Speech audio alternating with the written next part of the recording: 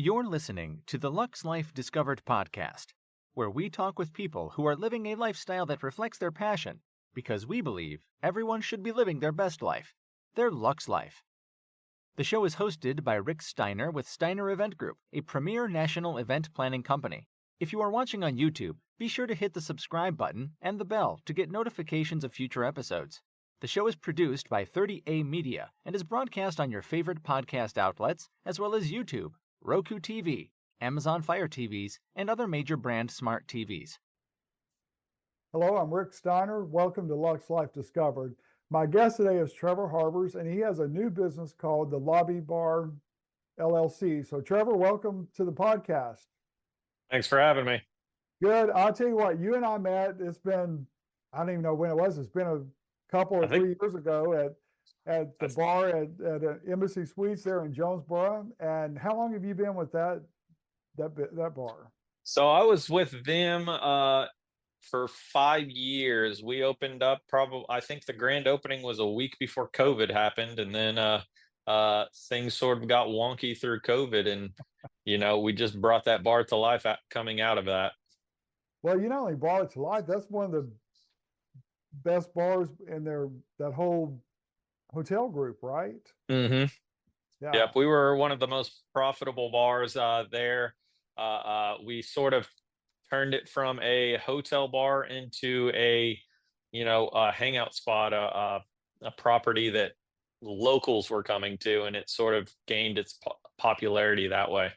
Right. And when we've been there, we're usually there on the weekends for an event or something, and we go down, and it's amazing to see the good response from the community, like you're talking about. And you have music, and it's not just guests that are there, it's the community, and that speaks volumes too, because there are a lot of other options they have, but they choose your bar for a reason.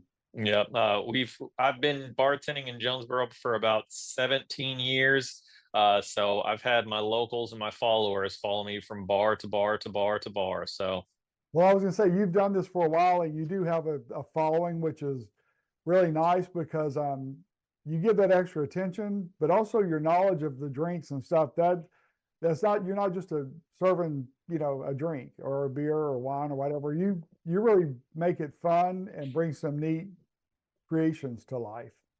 Yeah, it came into it. The previous experience before the hotel was craft bartending, and I started doing bartending contests and that kind of stuff to really hone in and try different things, try mixing flavors and flavor pairings, and it's really helped start this new business where I'm building cocktails for corporate events or for weddings, and you take in what they really like and you build the drink, but you're also building an atmosphere for the guest with those cocktails.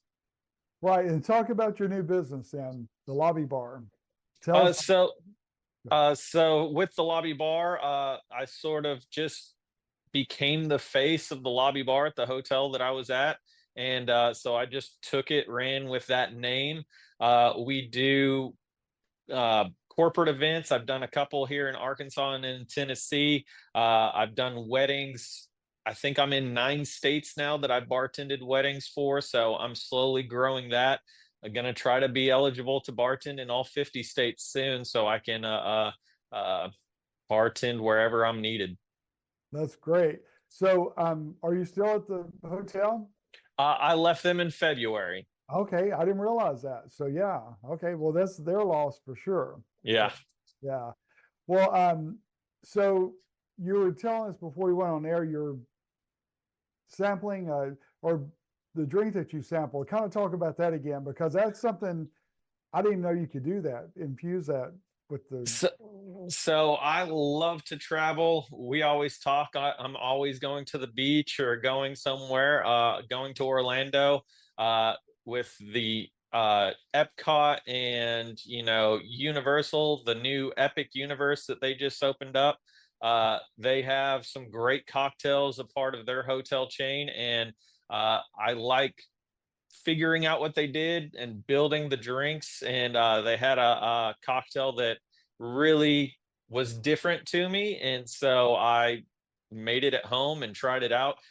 It was gin, Saint Germain, lemon juice, and then they infused honey with feta cheese. So for me, I took that honey, threw some feta cheese in there, and I mixed it all up, tossed it in my sous vide, and let it cook for about 2-3 hours, really infuse those flavors, and then filtered it all out.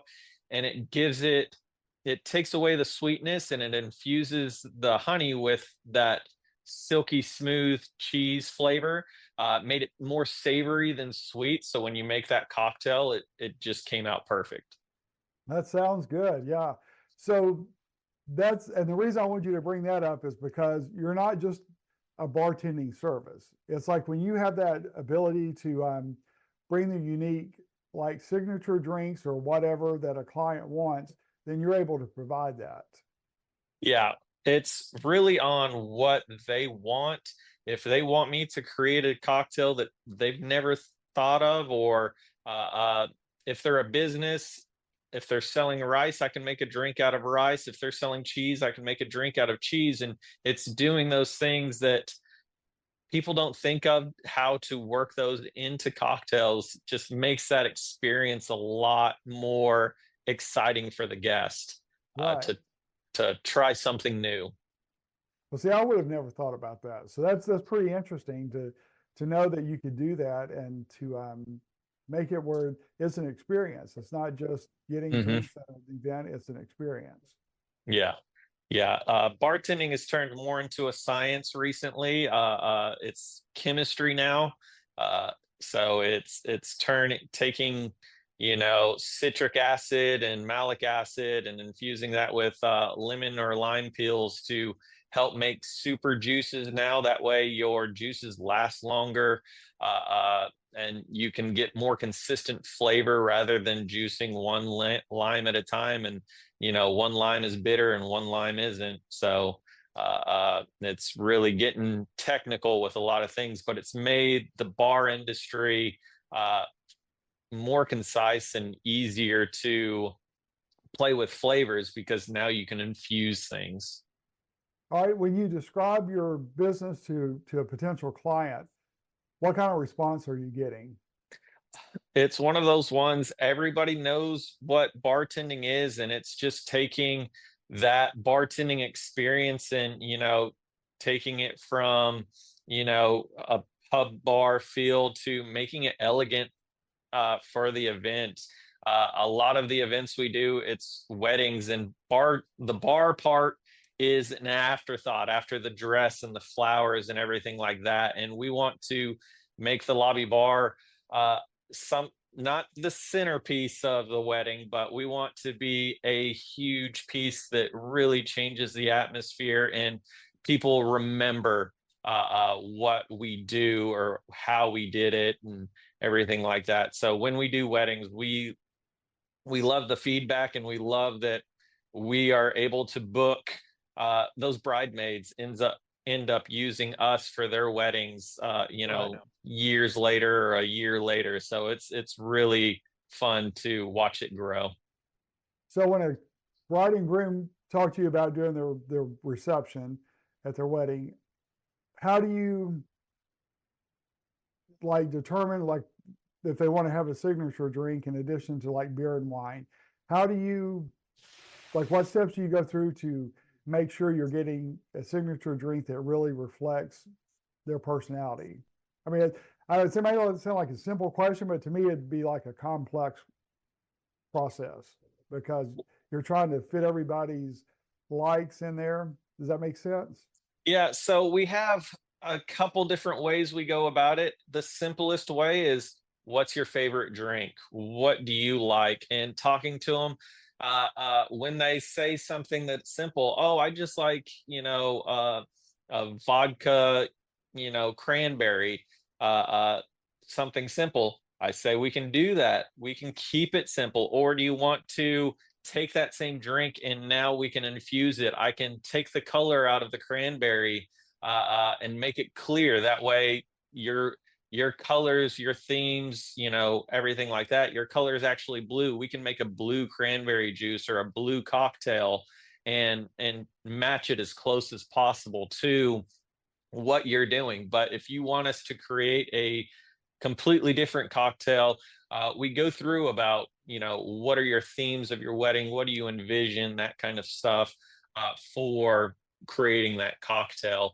So it's taking what they really like, those favorite simple cocktails, and, churching them up, making them look fancier than what they would normally drink. Lemon drops are really popular to do.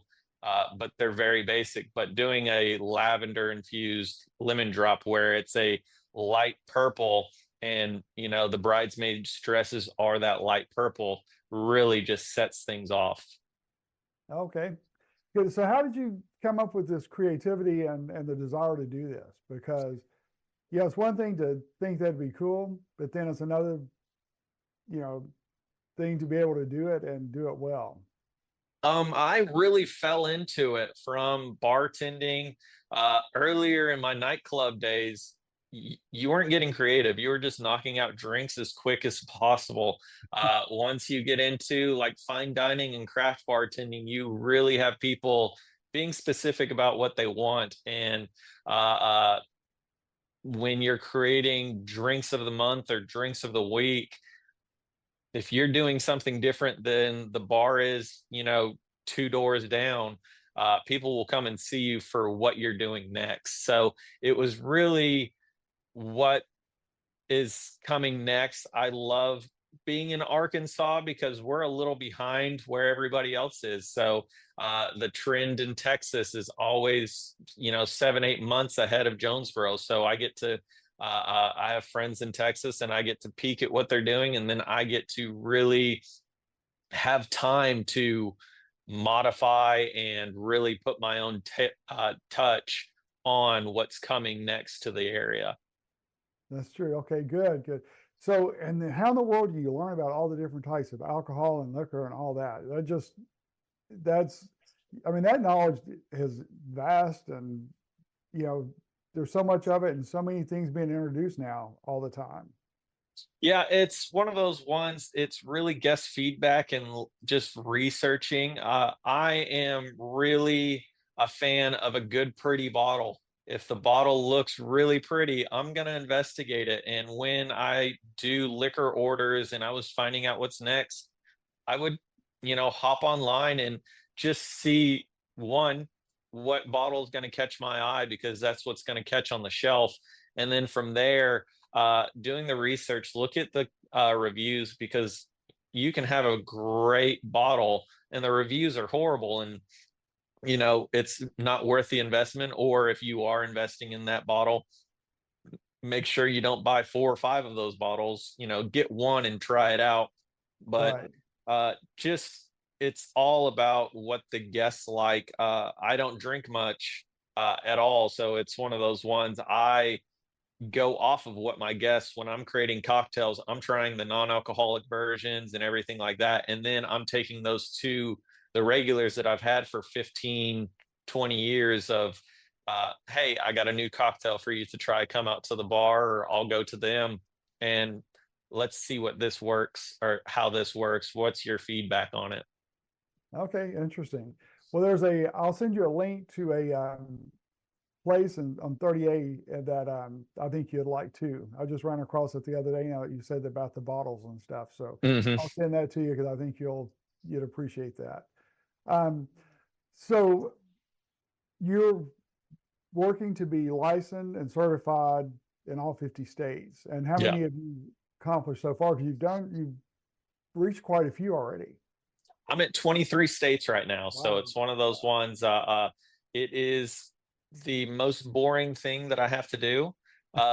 It's necessary. Yeah. It's all, if it could all be one thing to watch, they're all 3-hour videos that you just have to click through, and it's all the same information, but each state just wants to make sure that you watched their video on how to do it and then take their test and pass their test. So I've learned the same thing over and over and over, and I have more to go. So one state's going to throw a curve at you, and you're going to be like, wait, that's not right. I will be happy with some new information. That's great. Well, and that's something too that a lot of venues are requiring now to have a certified bartender. And that, I would say even 3 or 4 years ago, we were doing a wedding at a venue in Arkansas, and they wanted a certified bartender, and there was nobody to contact that was in state. Nope. It's crazy. Arkansas is one of those states, they don't have a necessary certification or anything like that, but they have one that if you want to get it, you can go ahead and get it, but it's not mandatory for anything. Right. But some places just require you to get it. They also want to make sure, for me, I love being certified and I love being insured. So having both just really helped, take that no out of it. So That's true. Yeah. So what's been one of your most creative drinks that you've made? Or, well, what's been one of your most creative? What's been one of your most challenging? I've really had fun with playing with spicy margaritas. It's one of those ones, everybody throws jalapenos in there, but it's creating flavors. One of my favorite ones was I made a blueberry jalapeno margarita, and I got the flavor from a barbecue rub. It was a blueberry jalapeno, and I was like, I never thought of those flavors working, so I made a blueberry jalapeno syrup, and it just really works well. The tartness with the heat, it's a really great balance. I would have never thought about that. Yeah. Other good ones, I've had old fashions are really fun to play with. So again, it comes from something else I've done. I was eating a Pop-Tart, and I had a brown cinnamon sugar Pop-Tart, and I turned that into an old fashioned, made a brown cinnamon sugar old fashioned, or a cold brew coffee old fashioned. So it's taking your base drink, that old fashioned, and infusing flavors that normally aren't in that cocktail. All right. For those that don't know what infusing flavors, explain that process. So it really matters on the infusion process. Like that cocktail with the honey and cheese, infusing is literally putting cheese into the honey, emulsifying, blending it up. And then for the process I used, I tossed it in a sous vide where it just sits in heated water. You're not cooking it, you're just warming it up for a couple of hours, and then you run it through a filter, a cheesecloth, and take everything out, and it is just a fine, silky syrup. But infusing is just getting those flavors into what you want. I do it a lot with bourbon, infusing it. You put whatever, you want in there, like with the brown cinnamon sugar old fashioned, I put butter in the whiskey, and I let that sit for a couple of days, and then you freeze it, run it through a filter, and it has that buttery taste to it. So when you make that cocktail with the brown sugar and the cinnamon, it really has that pastry taste to it. Interesting. So are you pleased when I know you'd be pleased when your clients are pleased, but are you, like, what's the biggest surprise that you received from a client? Because I'm sure that some people think, my gosh, I can't believe this is even possible. Yeah, that type thing. Yeah, it's one of those ones when you can match the drink to what it's supposed to taste like. Not just, it tastes like a cocktail that, has a little hint of this. I want that cocktail to taste what it was supposed to be like. If I'm eating pizza, I want it to taste like pizza. So it's one of those ones, having a cocktail taste and really hit that sensory note of, bringing back a childhood memory of, I remember eating apple pie. I remember eating, brown cinnamon sugar Pop-Tarts. That's exactly what it tastes like. It's really a sensory thing from smell and taste. Yeah. All right. That's interesting. I'm sitting here, all this is going through my mind. I would have, gosh, it's so far out of my league. I wouldn't even know how to do any of that. But it's interesting that you have that ability and can actually do all of that and make it work, because not Yeah. everybody can do that. Yeah, it's really just watching the science of how bartending has changed and getting creative with how to extract flavors and that kind of stuff. Taking tomatoes and freezing them and then sort of chopping them up while they're frozen and then letting them thaw out and drip the tomato water out of there gives you, a uh, uh, tomato water, and you can use that in cocktails. So it's not a thick Bloody Mary, but you still have that tomato taste. Uh, was something I wouldn't have thought of until I saw a cocktail use that technique.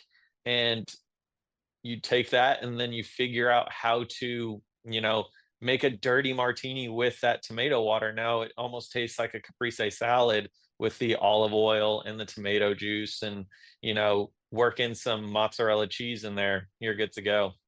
Wow. Wow. All right. You're making me thirsty, man. So Yeah, that's what we need. that's right. No doubt. So you were talking about your contest earlier. How did those begin? And what all type of contests have you done with bartending? So I've done a couple of contests that are statewide. A lot of them are cocktail contests where they give you sort of a parameter of what you need to do. If it's a whiskey contest, make a whiskey cocktail. If it's a Bloody Mary, make a Bloody Mary.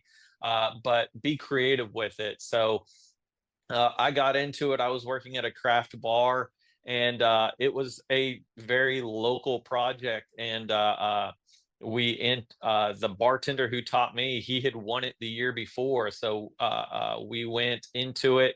He was at the booth right next to me, and we both created cocktails. He created this beautiful blood orange cocktail, and I created a brown sugar or a wild berry brown sugar lemonade with Buffalo Trace in there. And it was just a good, smooth, summery drink. And guests liked it. It's one of those ones. It was a people's choice kind of thing, but I've done ones where you have judges and you're sending up drinks up to judges. And then I've done those weird online contests where it feels like American Idol, where people are just voting for you and that kind of stuff as well. And that's where I really noticed I had a following, because I was in the last one I was in, I think there were 31,000 people in the contest, and I got in the top 50. So it was a Wow. really, really good contest to find out how many people really support you. So what kind of advice would you give to someone starting into bartending and they really had no clue that this type of bartending exists, because it's more not just bartending, it's a skill. Yep. Uh, People starting out bartending, learn your classic cocktails. Every drink you're going to make is a version of that classic cocktail. So learning, your margaritas and your daiquiris and everything like that. And then when you go from that, the creation or creative process is all taking that cocktail, that basic cocktail, and making it your own, adding flavors that really pair well with whatever drink or whatever liquor you're adding to it. But it's knowing the basics. You have a lot of bartenders, they can really make you a good their favorite drink, but they couldn't tell you what an old fashioned was, or what uh, a Negroni is. And it's all you have to learn those basic cocktails before you move into this. Right. So gosh, I don't know. I'm thinking about some of those drinks you've mentioned, and we're gonna have to do like a in studio class like we were talking about before. Yeah, We're at the bar, we're doing the podcast, but it's also a show and learn at the same time. we can That do something like that. yeah, that would be sharp. So you love traveling, you love the beach, Yeah. and so um, we'll have your information up in just a minute. So make sure you contact Trevor, because you're like me. I travel all the time, so I'm not afraid to work out of town, out of state. I love that, and that's more of a trend today. And so it's like we have our base, location, but then we're on the go. We like to make things happen. How did that become an interest to you? I really just love to travel, and it was one of those ones. I was trying to figure out ways on, to see new places, but have it paid for. So when I do weddings and I bartend weddings, it helps me get pay for the travel to get to those locations, and then I stay an extra 3-4 days and visit the city or just enjoy the beach with my dog. So it's one of those ones. Anything to get me in the sand. All right, good deal. Well, we're going to put your information on the screen, but go ahead and tell people how to reach you. They'll see it, but just kind of go over that as well. And that way, anybody that's interested in a bartender, not just a bartender, a skilled bartender with excellent skills and crafts to make your event the next level, make sure you reach out to Trevor, and your information should be up. Yep. As you can see on the screen, it's the Lobby Bar on email and Instagram. We're building a TikTok page that will be up soon as well. Watch us create videos, but we are huge on corporate events. We're huge on weddings, and we just want to get out there.